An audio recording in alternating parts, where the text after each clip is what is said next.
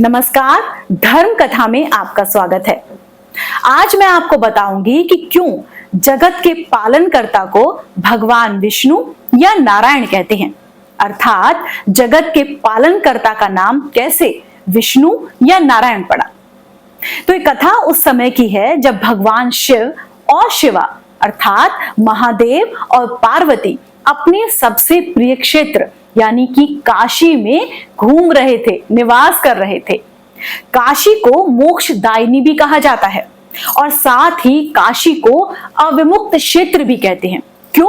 क्योंकि प्रलय काल में जब सब कुछ समाप्त हो गया था, तब भी भगवान शिव ने काशी को अपने आप से मुक्त नहीं किया था, इसीलिए काशी को अविमुक्त क्षेत्र कहा जाता है और साथ ही काशी को आनंद वन भी कहा जाता है। तो ये कथा उस समय की है जब भगवान शिव और शिवा काशी में निवास कर रहे थे। तो उनके मन में विचार आया कि क्यों ना एक ऐसे तत्व, एक ऐसे पुरुष की रचना की जाए जो हमारा कार्यभार संभाल ले, अर्थात सृष्टि का, ब्रह्मांड का पालन करे। तो भगवान शिव और शिवा ने ऐसा विचार किया। शिव पुराण के अनुसार भगवान शिव और शिवा एक हुए और भगवान शिव ने अपने वाम अंग अर्थात बाएं अंग के 10वें हिस्से पर अमृत मल दिया और उसके बाद वहां से एक तत्व उत्पन्न हुआ। उस तत्व को भगवान शिव और शिवा ने एक पुरुष का रूप दिया। अब ये जो पुरुष थे ना, इन्होंने पीतांबर डाला हुआ था। इनकी तुलना किसी से भी नहीं की जा सकती थी क्योंकि ये बहुत ही सुंदर थे। इन्हें कोई पराजित नहीं कर सकता था। इनकी सुंदरता की तुलना कहीं पर भी नहीं कर सकते थे। साथ ही इनके अंदर क्षमा भरी हुई थी।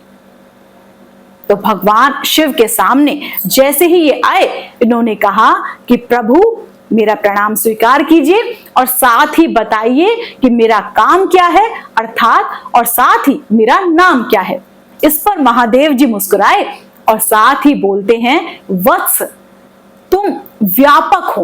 व्यापक अर्थात विख्यात, हर जगह हर कण कण में हो। तो विख्यात, व्यापक और कण कण में होने की वजह से ही इनका नाम विष्णु पड़ गया। व्यापक और कण कण में यानी विष्णु हो गया। फिर महादेव जी ने भगवान विष्णु से बोला कि वत्स अब जाओ और कड़ी तपस्या करो और साथ ही अपनी सांसों, अपने श्वास के जरिए माध्यम से महादेव जी ने सारे वेदों का ज्ञान भगवान विष्णु को दिया। ऐसा कहा गया है शिव पुराण में, ऐसा ही लिखा गया है। भगवान विष्णु ने सारा ज्ञान प्राप्त किया और कड़ी तपस्या में लीन हो गए। शिव पुराण के मुताबिक अनुसार सुदीर्घ काल यानी ऐसा काल जिसकी हम गणना नहीं कर सकते, उसका अंदाजा नहीं लगा सकते, इतने समय तक भगवान विष्णु ने कड़ी तपस्या की। और जब तपस्या की ना, तो उनके अंग अंग से अलग अलग तरह से जल धाराएं बहने लगी। और क्या हुआ उससे आकाश, पाताल, पूरा ब्रह्मांड, पूरी सृष्टि पानी में ही लीन हो गया। अर्थात चारों तरफ हर जगह सिर्फ पानी ही पानी हो गया। अब इतना सब जब भगवान विष्णु ने किया तो भगवान विष्णु स्वयं थक गए और स्वयं ही पानी में जाकर सो गए, आराम करने लगे।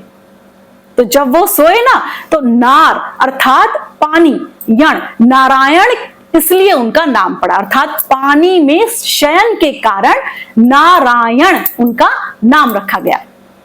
तो शिव पुराण के मुताबिक के अनुसार मैंने आपको बताया कि जगत के पालनकर्ता का नाम भगवान विष्णु या फिर नारायण कैसे पड़ा। आपको ये कथा कैसी लगी मुझे जरूर बताइएगा। कोई कमी रह गई है तो वो भी बताइएगा और हाँ, प्लीज लाइक, शेयर और सब्सक्राइब जरूर कीजिएगा। नमस्कार।